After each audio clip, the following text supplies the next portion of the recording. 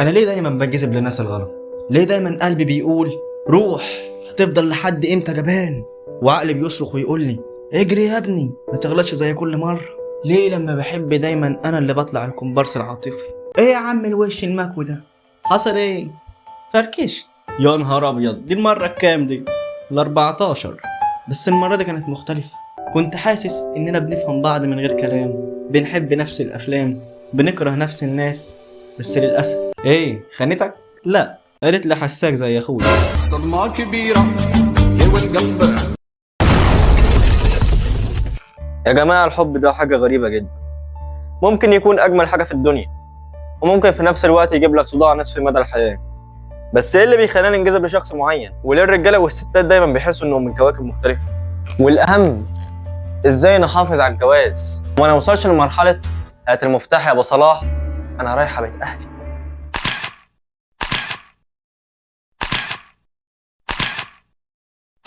مرحبا بكم في إكسونومي، هنا حيث نغوص في أعماق الحياة، نبحث عن السعادة الحقيقية ونعيش كل لحظة بتفكير عميق ورؤية ساطعة. النهارده هنتكلم عن أسرار الحب، أسباب الانجذاب النفسي، وفن الحفاظ على علاقة صحية. جهزوا الفشار وخلينا نبدأ. أول سؤال واللي هتلاقيه على بال كل واحد فينا، ليه بننجذب لحد معين أصلا؟ أول حاجة لازم تفهمها، الانجذاب مش صدفة، ده كيمياء وسيكولوجية ماشية بقوانين. مثلا تعرف إنك ممكن تنجذب لحد عشان ريحته بس؟ والله دماغك بتلقط الفيرمونات دي زي إشارات غير مرئية بتخليك تقول يا نهار أبيض ده شكلها نص التاني. وكمان في حاجة اسمها تشابه الخلفيات، لو في حد شبهك في القيم والهوايات جاذبيته بتزيد عندك، بس لو عكسك تماما برضه في أمل، لأن نظرية الأضداد تتجاذب برضه لها أساس. لكن بيني وبينكم ما تفرحش قوي، الأضداد دي ممكن تبقى صداع بعد الجواز. تاني حاجة هنتكلم عنها، ليه الرجالة والستات كأنهم من كوكبين مختلفين. بص، الراجل لما يواجه مشكلة بيحب يلاقي الحل، اما الست فعايزه حد يسمعها ويقول لها انا معاكي. الراجل بيحب المساحه الشخصيه، والست بتحب التواصل المستمر. يعني لو ما ردش على رسالتك مش معناه انه بيخطط يسيب، ممكن يكون بيتفرج على ماتش الاهلي والزمالك عادي. وهنا النقطه، لو كل طرف فهم طبيعه التاني وعرف الاختلافات بينه وبين شريك حياته وقدر يعرف معنى كلمه شريك بجد، الدنيا هتمشي زي الفل. الكاتب جون جراي كتب في كتابه رجال من المريخ ونساء من الزهره ان الرجال عندهم صفات وكانهم من المريخ، والستات عندهم صفات وكانهم من الزهر. فلما الراجل المريخي اجتمع مع الست الزهريه على الارض، الاختلافات بدات تتلاشى وتزول، ومن هنا بدات الخلافات. معذره، بس مفيش حاجه اسمها الراجل بيساوي الست.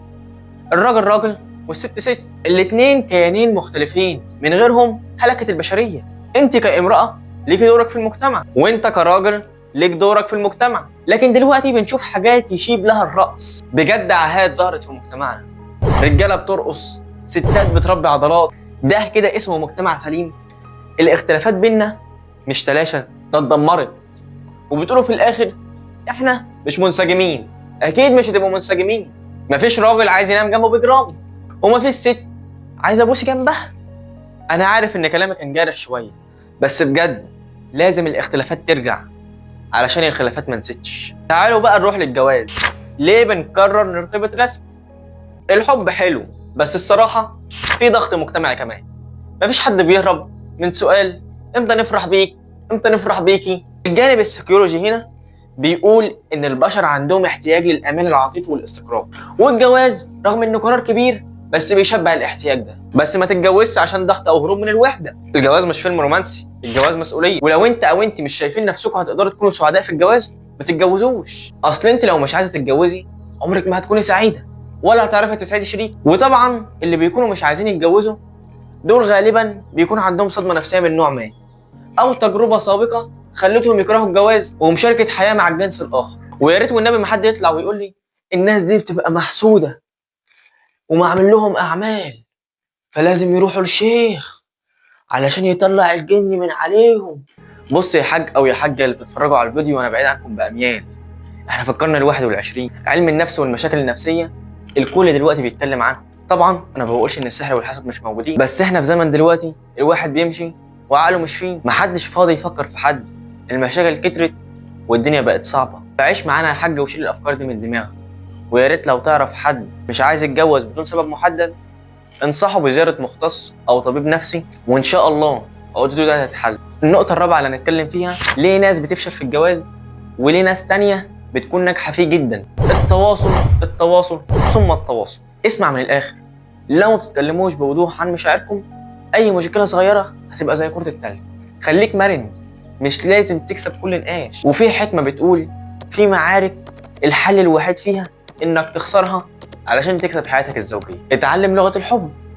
في ناس بتحب الهدايا، في ناس بتحب الكلام الحلو، في ناس عايزة حضن وسلام. افهم اللي بيحسس شريكك بالحب وركز عليه. تعالوا بقى نخش على الفصل اللي الكل داخل الفيديو علشان يسمعوا أصلا.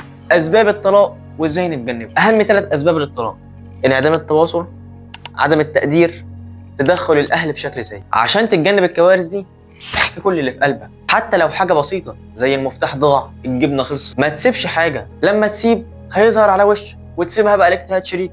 فليه وجع القلب ده؟ والجملة الجديدة اللي تجيب الشلل دي، ما انت لو كنت مهتم كنت عرفت لوحدك. بذمة أهلك هعرف ازاي؟